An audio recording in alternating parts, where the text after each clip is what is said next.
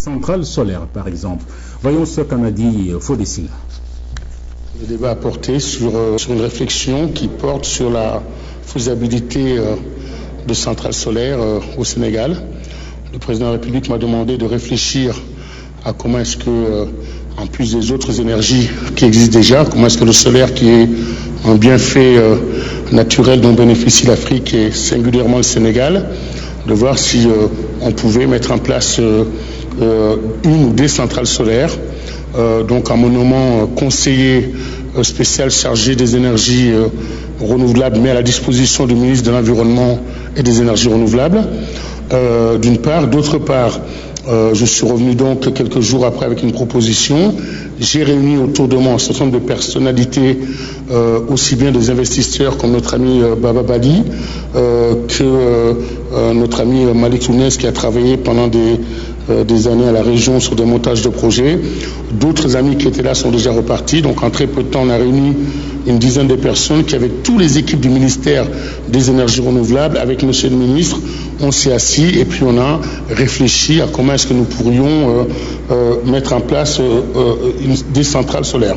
À la date d'aujourd'hui, nous pensons décemment pouvoir proposer au Sénégal des centrales à la hauteur de 100 mégawatts, c'est-à-dire ce qui équivaudrait grosso modo à 1/8 de la consommation du Sénégal, et un prix effectivement qui dans un premier temps pourrait coûter cher, mais le président de la République nous l'a rappelé durant l'entretien, le fait que ça coûte cher au début, mais au fur et à mesure qu'on aura une technologie appropriée, d'abord les coûts baisseront, et que donc il arrivera à un moment donné où entre ce qu'on a investi, comme c'est pas quelque chose qu'on est obligé de renouveler en permanence, avec ce que disait tout à l'heure mon ami Malik Lounès, c'est-à-dire avec y compris les technologies nouvelles pour pouvoir remplacer les panneaux, je pense qu'on arrivera à équilibrer et que enfin le Sénégal et les Sénégalais pourront bénéficier d'une énergie supplémentaire, parce que je pense que parmi les préoccupations des populations, il y a la question de l'accès à l'énergie, et en tant qu'enfant du pays, c'est ce sur lequel le président m'a demandé de réfléchir, et c'est là-dessus que j'ai apporté nos premières réflexions. C'est là qu'il a été très actif à la tête de SOS Racine, en même temps député européen. Il était interrogé par Khalisek. C'est comme si bon nombre de pays s'étaient déjà entendus sur un refus, la féminisation de la pauvreté. Des progrès sont notés dans cette lutte soutenue par le Sénégal et la Turquie. Les deux pays l'ont exprimé à Istanbul lors du séjour de Aydin Boc, ministre de la Famille. Envoyé spécial, Khadikan. Entre le Sénégal et la Turquie se porte bien. Le ministre turc des Affaires sociales et le ministre d'État, ministre de la Famille et des organisations féminines ont magnifié la coopération entre les deux pays. Aydin Boc, en visite de travail en Turquie, a été reçu par son homologue. La situation de la femme a été au centre des discussions. Avec le Sénégal, les applications pratiques que nous avons et également les dispositions juridiques que nous avons. Nous pensons que la société peut devenir plus forte avec une compréhension de la famille. Et pour que la société puisse continuer son avant-voie et pour que la société puisse avoir des changements pour de bon, il faut que la famille soit le moteur de ce changement. Au cours des échanges de bonnes pratiques, les politiques sociales menées par les gouvernements pour l'éradication de la féminisation de la pauvreté ont été évoquées. Depuis l'accession de M. le Président de la République en 2000, il a mis en place, d'abord il a ratifié toutes les conventions, tout l'arsenal juridique qui concerne la promotion de la femme, pour l'élimination de la discrimination envers les femmes. Non seulement il a demandé à la ratification, mais il a même ratifié le protocole optionnel en 2000 déjà. Le protocole optionnel, c'est que quand une femme est victime de discrimination, il peut saisir directement les Nations Unies. Le ministre d'État Aydin Boc a invité son homologue turc à venir visiter le Sénégal, invitation acceptée par le ministre des Affaires sociales de la Turquie. Alors nous retrouvons Khadikan au sujet du séjour en Turquie de Mme Aydin Boc, séjour bien mis à profit d'ailleurs, car en tant que maire de Bambey, donc sa ville a été jumelée à celle de Thiès-sur-Aisne, d'où un protocole de partenariat avec son homologue Moustapha Ak. Voici un geste qui va plaire à Aydin Boc. Ce qu'a fait Zakat House à l'endroit des enfants orphelins, l'ONG leur a offert 523 bourses. Cela se passait au centre culturel des Parcelles Assainies. Cheikh Goré Diop. 523 orphelins ont bénéficié de bourses trimestrielles de la part de Zakat House sous la supervision de l'ONG sénégalaise RPK. La cérémonie s'est déroulée au centre culturel des Parcelles Assainies en présence de M. Adel Jari, chargé des relations extérieures de Zakat House Koweït, venu pour l'occasion présider cette remise symbolique. Profitant de cette occasion, le secrétaire général de l'RPK a souligné les résultats encourageants notés sur le plan social depuis quelques années grâce à l'appui des structures comme Zakat House qui possèdent une grande expérience dans le domaine de l'humanitaire. Même son de cloche du côté du représentant et du ministre d'État, ministre de la Petite Enfance, qui magnifie ce geste destiné aux enfants démunis. Il a déclaré pour l'occasion que cette mission que s'est assignée l'ONG sénégalaise en partenariat avec l'ONG koweïtienne cadre parfaitement avec la vision du chef de l'État. Amadou Cissé Sall, venu assister à cette remise de bourse, exhorte les autres ONG à s'inspirer de RPK pour assister davantage les couches démunies. Les députés des Sénégalais de l'extérieur en ont profité pour remercier le gouvernement du Koweït pour ce bel exemple de coopération et de solidarité musulmane. L'ONG Zakat House est un organisme de bienfaisance de l'État du Koweït, présente au Sénégal depuis plusieurs années. Elle a même un établissement à Dakar et s'active dans le social. Ces bourses offertes à ces enfants orphelins s'inscrivent dans une tradition qui devrait se renouveler à l'avenir. Voici à présent un communiqué du ministre chargé des élections. La radio Futur Média, en relatant un compte-rendu d'une réunion de Benno Siggil Sénégal, a fait état de l'inscription nouvelle de 160 000 militaires et paramilitaires, chiffre qu'aurait avancé le ministre chargé des élections. Ce chiffre est loin de correspondre à la réalité, dit Cheikh Gueye. Il signale que jusqu'au 5 août 2011, dernière date où le point de statistique a été fait, le total provisoire des militaires et paramilitaires inscrits était de 176. Le chiffre global provisoire des inscriptions à la fin de la révision exceptionnelle de 2011, c'est-à-dire le 16 août 2011, n'est pas encore communiqué au service de la Direction générale des élections. Il informe Cheikh Gueye que les statistiques globales provisoires avant traitement informatique de l'ensemble des mouvements de la révision vont être communiquées dès la centralisation de l'ensemble des données. En conséquence, le ministre chargé des élections dégage toute responsabilité à propos d'éventuelles statistiques d'où qu'elles proviennent. Voilà l'actualité à l'étranger. En Libye, la situation n'est pas aussi claire qu'on la croyait. Les rebelles arrivés 48 heures à Tripoli se heurtent à une farouche résistance des loyalistes. Geste de survie des hommes de Kadhafi qui défendent leur guide toujours retranché dans sa résidence de Bab el-Azizia, comme l'a confirmé son fils Saïf al-Islam, que les insurgés annonçaient capturés. Eh bien, pour prouver cette fausse arrestation, il a paradé à travers Tripoli.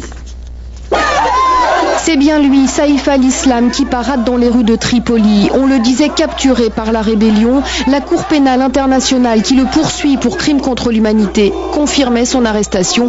Mais dans la nuit, le fils du colonel Kadhafi est réapparu. Entouré de ses partisans, il réécrit alors l'histoire. Tripoli ne serait pas aux mains des rebelles. Vous avez vu comment le peuple libyen s'est levé, les hommes et les femmes, pour briser la colonne des rebelles, hier et aujourd'hui. Maintenant, nous allons faire un tour dans les points chauds de la ville de Tripoli. Et vous pourrez voir que la situation est bonne et tout va bien. Nous voulons rassurer le monde. La situation en Libye est excellente, Dieu merci. Stupéfaction dans les rues de Benghazi, on pensait la fin proche du régime. Mais voilà que le successeur désigné de Mouammar Kadhafi refait surface et que le colonel lui-même se terre toujours. Nous avons été surpris quand nous avons vu sur Al Arabiya les images de Saïf al-Islam qui annonçait qu'il était en lieu sûr à Bab el-Azizia. Bien sûr, c'est contradictoire, mais cela ne signifie pas pour autant la fin de la scène. Nous ne sommes pas battus pour arrêter Saïf, mais nous nous sommes battus pour libérer la Libye. Et je suis sûr que Saïf sera jugé tôt ou tard. À Tripoli, la bataille se poursuit autour de la zone de Bab el-Azizia, là où se trouverait le guide libyen. Des renforts rebelles arrivent par terre, par mer, les tirs résonnent, les snipers visent, la peur s'installe. Dans le seul hôpital qui fonctionne encore, on manque de tout. Nous avons besoin de plus de docteurs, de chirurgiens, d'orthopédistes et d'anesthésistes. Nous avons besoin d'infirmières, de techniciens pour la radio. Partout, il manque du personnel. Chacun peut venir nous aider. Ici, chaque jour, des patients meurent. Impossible de chiffrer le nombre de victimes depuis 6 mois, des milliers, des dizaines de milliers peut-être. Mais pour les rebelles, Kadhafi, lui, doit être capturé vivant pour être jugé. Alors, dernière minute, la Cour pénale internationale dit n'avoir pas reçu confirmation de l'arrestation de Saïf al-Islam, qui continue donc de braver la rébellion. Son frère Mohamed, paraît-il, a échappé aux rebelles. Reste la seule fille du colonel, Aïcha. On apprend qu'elle et sa maman sont parvenus à franchir la frontière pour la Tunisie, pays frontalier. De là-bas, des réfugiés libyens font le chemin inverse pour un retour au pays. Il roule vite, Kamal, juste devant nous. Il est pressé de rentrer au pays. Depuis des mois, il avait mis sa famille à l'abri en Tunisie. La frontière libyenne n'est qu'à quelques kilomètres. Ils ont déjà le sentiment d'avoir gagné la guerre, mais les inquiétudes demeurent. C'est encore très dangereux. On ne va pas aller à Tripoli aujourd'hui. On va d'abord passer une nuit à Zenten et demain on ira peut-être à Tripoli. Au poste frontière, ce n'est pas l'effervescence. Quelques dizaines de voitures seulement attendent d'entrer en Libye. Ici flotte l'ancien drapeau libyen, celui d'avant Kadhafi. C'est aujourd'hui l'emblème des rebelles. Des rebelles qui se vantent de contrôler la quasi-totalité de la capitale. Alors, à l'heure de la rupture du jeûne, le ton est à l'optimisme. On évite de parler des combats qui font toujours rage à Tripoli. En une seule journée, on a fait d'incroyables avancées militaires. Je suis sûr que dans très peu de temps, on contrôlera toute la capitale et la chute de Kadhafi n'est qu'une question de jours. Plusieurs milliers de personnes ont quitté cette ville de Zenten pour se rendre à Tripoli, qui est à 2 heures de route. Ils veulent participer à la liesse et ils sont persuadés que la chute de Kadhafi est imminente. Alors, on va s'arrêter un peu pour refaire le point sur la situation à Tripoli. À l'heure qu'il est, les combats sont violents dans la capitale, surtout aux alentours de la résidence du colonel Kadhafi. Par ailleurs, l'Organisation des Nations Unies, par la voix de son secrétaire général Ban Ki-moon, annonce une réunion du groupe de contact sur la Libye. Ce sera après-demain, jeudi, à Istanbul. Un mot sur la Syrie pour dire que l'intervention hier du président Bachar el-Assad à la télévision n'a pas changé grand-chose car la répression est plus que jamais réelle. On ne compte plus les morts tant les rues sont jonchées de cadavres du fait de l'armée. De l'autre côté de l'Atlantique maintenant, cet après-midi, le juge du tribunal de New York va prononcer un non-lieu total au sujet de l'affaire Dominique Strauss-Kahn. Ainsi, il va suivre le procureur de Manhattan, Cyrus Vance, qu'il a déjà dit à la femme de chambre, Nafissatou Diallo. Leur convocation au tribunal aura duré à peine 10 minutes. Nafissatou Diallo et son avocat Kenneth Thompson viennent d'apprendre ce qu'ils redoutaient depuis plusieurs jours. Le procureur demande l'abandon des poursuites.